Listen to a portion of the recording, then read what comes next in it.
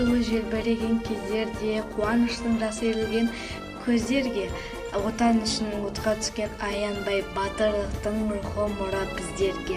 9 мамырда гүл қоям алау қабырға, еске ал атамды үн қосамын да бұрға. Танам кен көсілген, төсінде ырас өсірген, қаптаған шал алып дән, бәрі менің нәсілім. Аталаның даңқысын баласа гүл балғын қыз, жанын қайып халқы үшін жанып түскен ақ жұлдыз, бірге соқсын дүрсілдеп, туған жермен жүрегім атым жүрсін есте деп, әнге қосып түреліп. Жеңіс күнін қарсы алайық бәріміз, жеңіс күнін тойлайық жас кәріміз.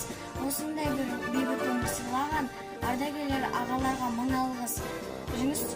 Барша халық жеңіс күнін тойлайды, жас балалар думандатып ойнайды.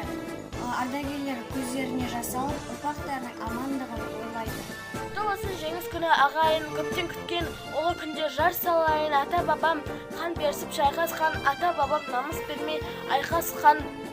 Жеңіс күні қарсы алайық бәріміз, жеңіс күні тойлатайық жас кәріміз. Осындай бір бейбіт өмір сыйлаған ардагерлер ағаларға мың алғыс. Қазақтың қос жұлдыздары қыздары, қыз болса да намыс бермей қорғады.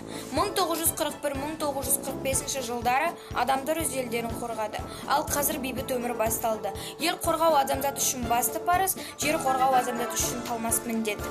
Біз балалар бейбіт өмір қалаймыз, сондықтан да бейбіт бола аламыз.